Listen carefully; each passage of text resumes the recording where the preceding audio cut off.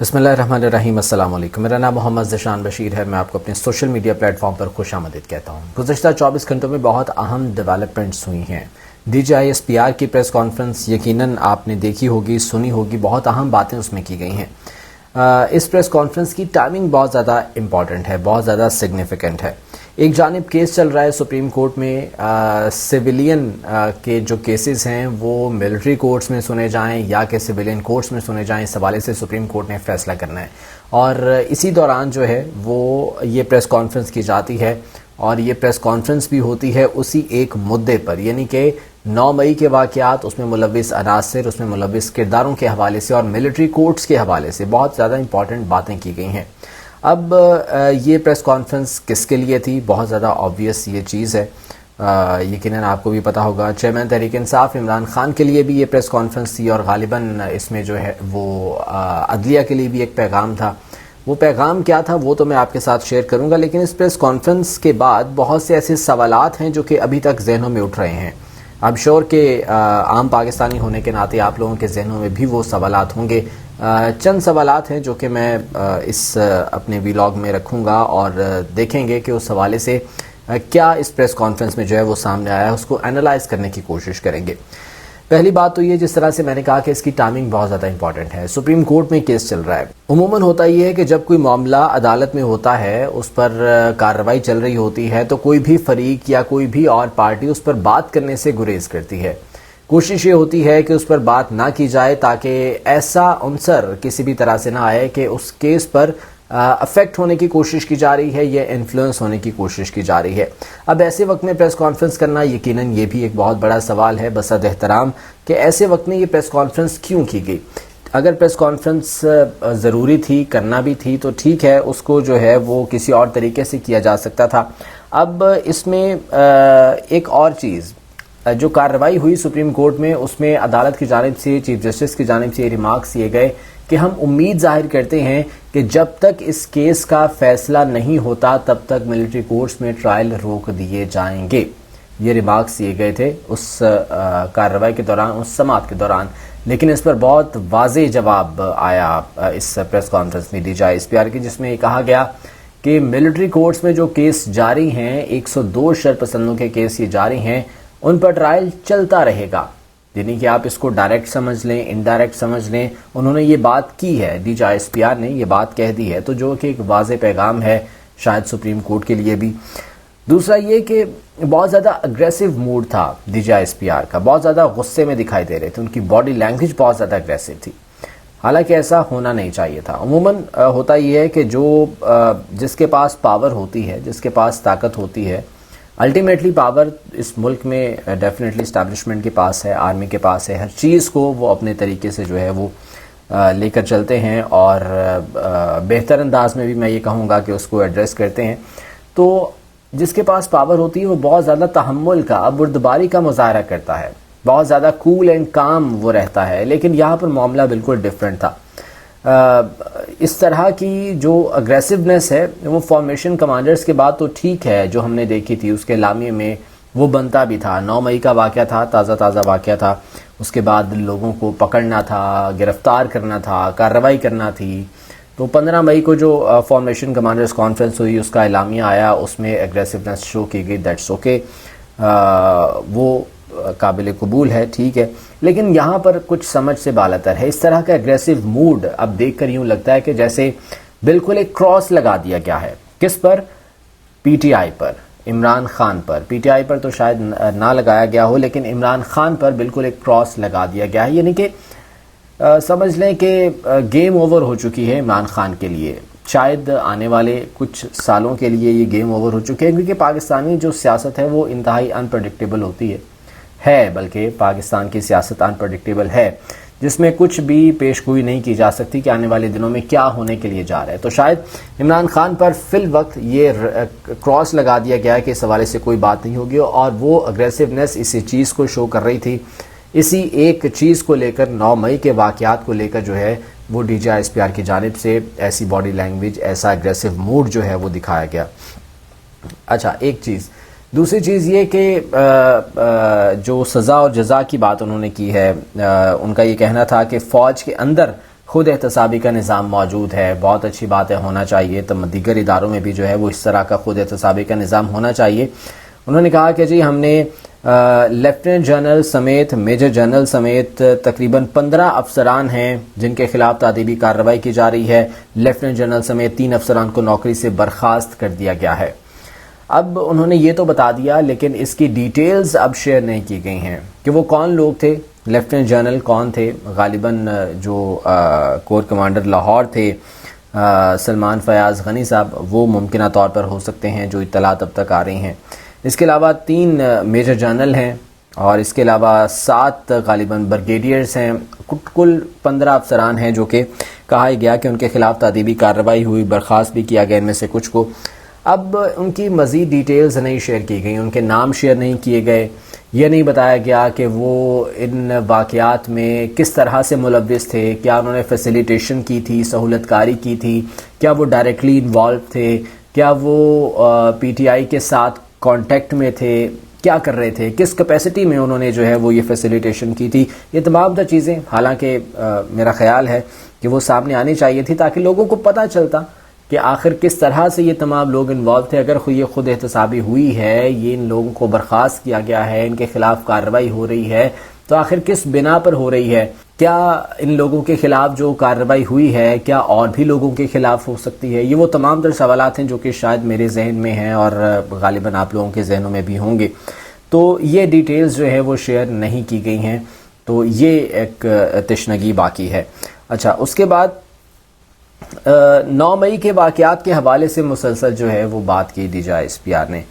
اب 9 مئی کے واقعات میں تو ماسٹر مائنڈ ان کا ذکر تو کیا گیا، لیکن یہ کہا گیا کہ ماسٹر مائنڈ کو بہت جلد کیفر کردار تک پہنچایا جائے گا۔ ماسٹر مائنڈ کون ہے؟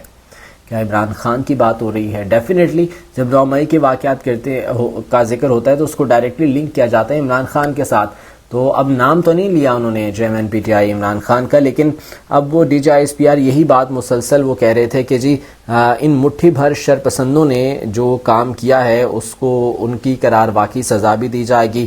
اس کی منصوبہ بندی کئی مہینوں سے چل رہی تھی، یہ ایک بہت زیادہ امپورٹنٹ چیز ہے۔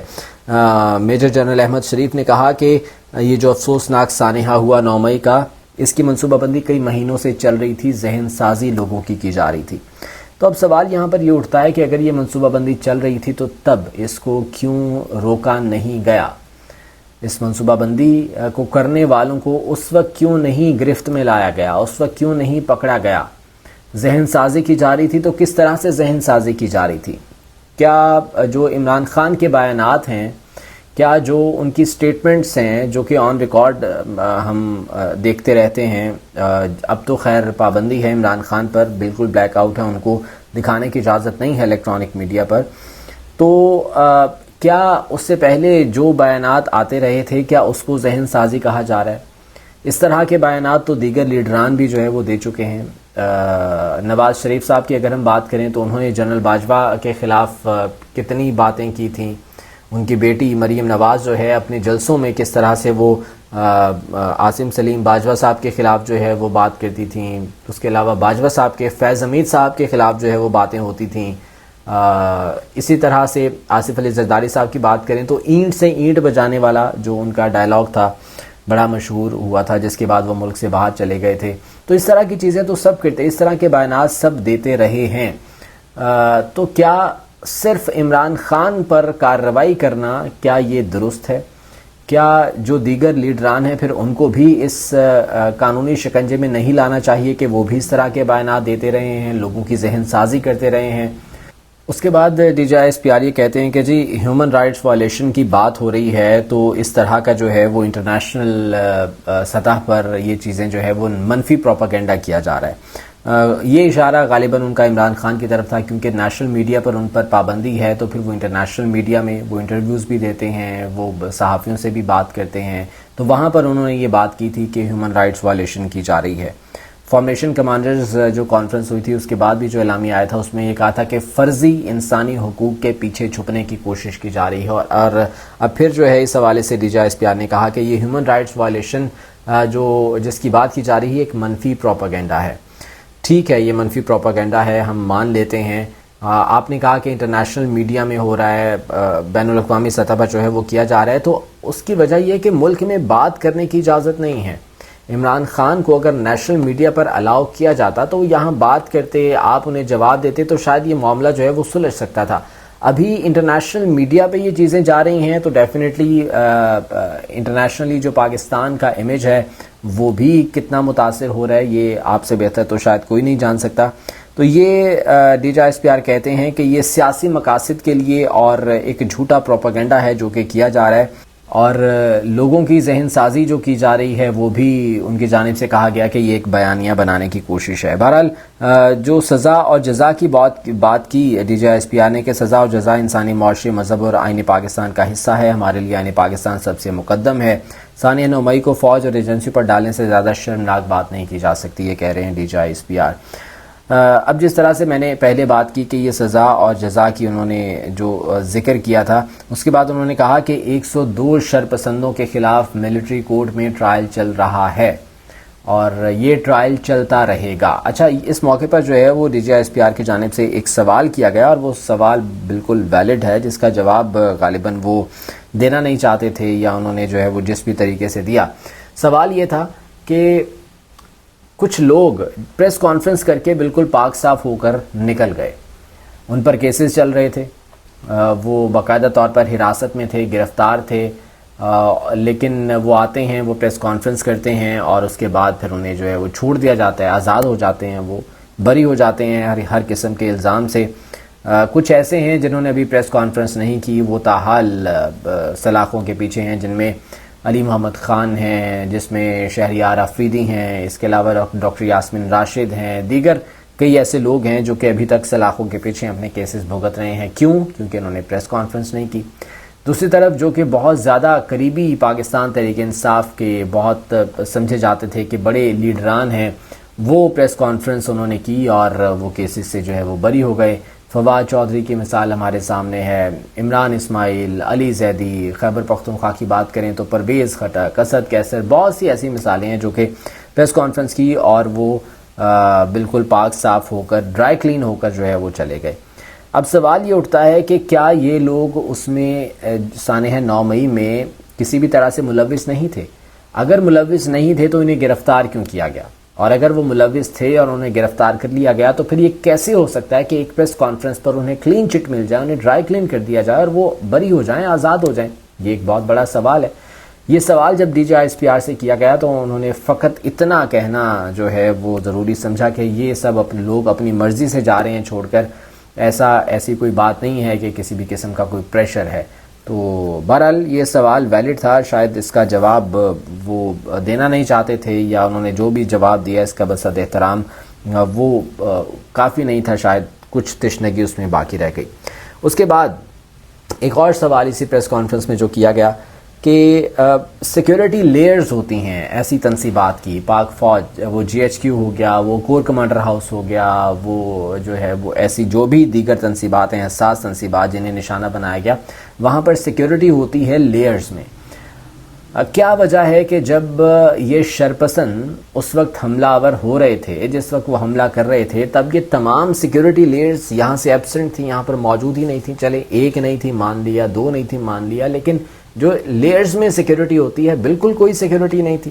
تو اس کو انہوں نے اس طرح سے رسپونڈ کیا کہ جی ریسٹرینٹ اور ایکشن یہ دو الگ الگ چیزیں۔ انہوں نے کہا کہ ہم رد عمل نہیں دینا چاہتے تھے اس وقت، کیونکہ ہمارے اپنے لوگ تھے، ہم نہیں چاہتے تھے کہ کسی بھی قسم کا کوئی نقصان ہو، یا جو پلاننگ وہ کر کے آئے ہیں اس میں انہیں کامیابی ملے، تو ہم کسی قسم کا رد عمل نہیں دینا چاہتے تھے۔ ہاں اس کے بعد جو ہے وہ ہم نے ایکشن لیا اور اب ہم جو ہے وہ کارروائی کر رہے ہیں ملٹری کورٹس میں، جو آفیشل سیکرٹ ایکٹ ہے اس کے تحت کارروائی ہو رہی ہے، اور یہ تمام شرپسند اس وقت زیر حراست۔ انہوں نے ایگزامپلز دیں کہ جو 4 اسٹار جنرل ہیں ان کی بیگمات، اور 3 اسٹار جنرل کسی کا داماد، کسی کی بیگم، یہ سب اس وقت قانون کی گرفت میں اور ان کے خلاف کارروائی ہو رہی ہے۔ یعنی کہ یہ بتایا گیا باقاعدہ طور پر کہ ہم اپنے لوگوں کے خلاف یہ کارروائی کر رہے ہیں، تو ایسا نہیں ہو سکتا کہ جو دیگر اس میں ملوث ہیں انہیں چھوڑ دیا جائے، ان کے خلاف کوئی کارروائی نہ ہو۔ یہ ایک بہت واضح پیغام تھا، میں ایک بار پھر سے اس کو جو ہے وہ رپیٹ کروں گا کہ بہت لاؤڈ اینڈ کلیئر میسج تھا یہ عمران خان کے لیے بھی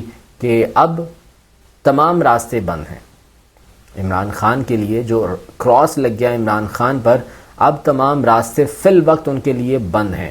اور عدلیہ کے لیے بھی یہ میسج تھا کہ اگر ہم خود احتسابی کر رہے ہیں، فوج اپنے اندر خود احتسابی کر رہی ہے، تو ایسا نہیں ہوگا کہ شرپسندوں کے خلاف کارروائی جو ہے اس کو روک دیا جائے. جن شرپسندوں کے خلاف کارروائی ہو رہی ہے وہ جاری رہے گی. تو بہرحال اب دیکھنا یہ ہے کہ یہ جو سپریم کورٹ میں کیس چل رہا ہے وہ اب کیا ٹرن اس پر لیتا ہے، اس میں اب کیا ایسا موڑ آتا ہے. چونکہ ابھی بیرسٹر فروغ نسیم ہیں، سلمان اکرم راجہ ہیں جنہوں نے دلائل دینے ہیں، تو لگ یوں رہا ہے کہ شاید عید کے بعد تک جو ہے یہ اب کیس جائے گا.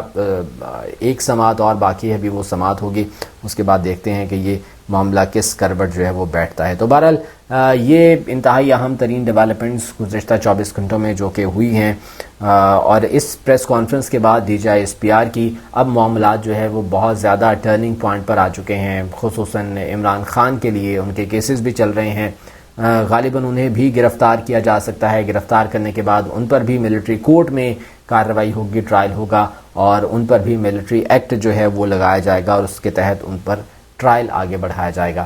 تو دیکھتے ہیں آنے والے یہ چند دن خصوصاً عید کے بعد اب کیا ہونے کے لیے جا رہا ہے. اجازت دیجیے، اللہ نے کے بعد.